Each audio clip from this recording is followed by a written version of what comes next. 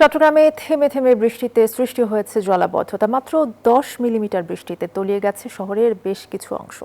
এতে ভোগান্তিতে পড়েছে নগরবাসী। এ বিষয়ে আরও জানাতে চট্টগ্রামের চকবাজার থেকে আমাদের সাথে যুক্ত আছেন সহকর্মী আকরাম হোসাইন। আকরাম, চট্টগ্রামের বিভিন্ন এলাকাতে কিন্তু জলাবদ্ধতা তৈরি হয়েছে। এখন কি পরিস্থিতি দেখছেন? পানি কি নামতে শুরু করেছে কিনা? অর্থী চট্টগ্রামে এখন পর্যন্ত যে 10 মিলিমিটার বৃষ্টিপাত রেকর্ড করা হয়েছে, সেই বৃষ্টিতে আসলে এখনই আপনি দেখতে পাচ্ছেন হাঁটু থেকে কোমর সমান পানি হয়ে গেছে এবং নগরবাসী কিন্তু চরম দুর্ভোগের মধ্যে আছে। আজকে ছিল এসএসসি পরীক্ষা শেষে শিক্ষার্থীরা বাড়ি ফেরার পথে কিন্তু বড় ধরনের দুর্ভোগের শিকার হয়। একই সাথে আমরা যেটি দেখতে পেয়েছি, চট্টগ্রাম সিটি কর্পোরেশনের জলাবদ্ধতা নিরসন প্রকল্পের কাজ চলমান রয়েছে। সেখানে আসলে কাজ চলমান থাকার কারণে বিভিন্ন জায়গায় বিভিন্ন যে বাঁধগুলো আছে সেই বাঁধগুলো অপসারণ না হওয়ার কারণেও কিন্তু এই জলাবদ্ধতা সৃষ্টি হয়েছে। আমরা দেখতে পেয়েছি মুরাদপুর, চট্টগ্রামের প্রবর্তক মোড়, চকবাজারের কাতালগঞ্জ এলাকা হাঁটু থেকে কোমর সমান পানি হয়েছে, আপনারা দেখতে পাচ্ছেন।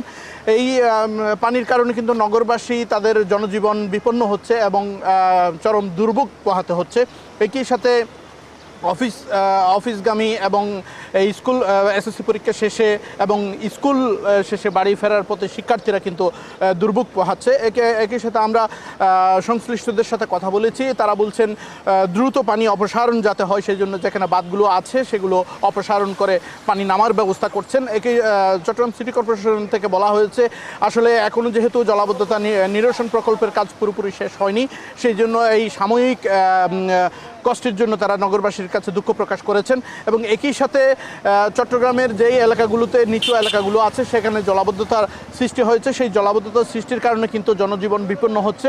এবং আপনারা দেখতে পাচ্ছেন ইতিমধ্যে কিছু রিক্সা চলছে, বাকি নগরবাসী যাদের কাজে বাসা থেকে বের হতে হচ্ছে বা স্কুল কলেজে যেতে হচ্ছে বা স্কুল কলেজ থেকে বাসায় ফিরতে হচ্ছে, তারা কিন্তু পায়ে হেঁটেই পানির মধ্যে হাঁটু থেকে কোমর সমান পানি অতিক্রম করেই কিন্তু তাদের নির্দিষ্ট গন্তব্যে যাচ্ছেন। এবং একই সাথে আপনি দেখতে পাচ্ছেন ইতিমধ্যে ইঞ্জিন চালিত যেই অটোরিকশাগুলো আছে এবং গাড়িগুলো আছে সেগুলো কিন্তু অনেকটা বিকল হয়ে পড়েছে। যেগুলো বিকল হয়ে পড়েছে সেগুলো হাতে টেনে তারা ঠিক করার জন্য গ্যারেজের দিকে নিয়ে যাচ্ছেন। এখন পর্যন্ত চট্টগ্রামের চকবাজার থেকে আমার কাছে ছিল সর্বশেষ অবস্থা। অর্থী, ধন্যবাদ আপনাকে। আকরাম হোসেন জানাচ্ছিলেন চট্টগ্রামের চকবাজার থেকে।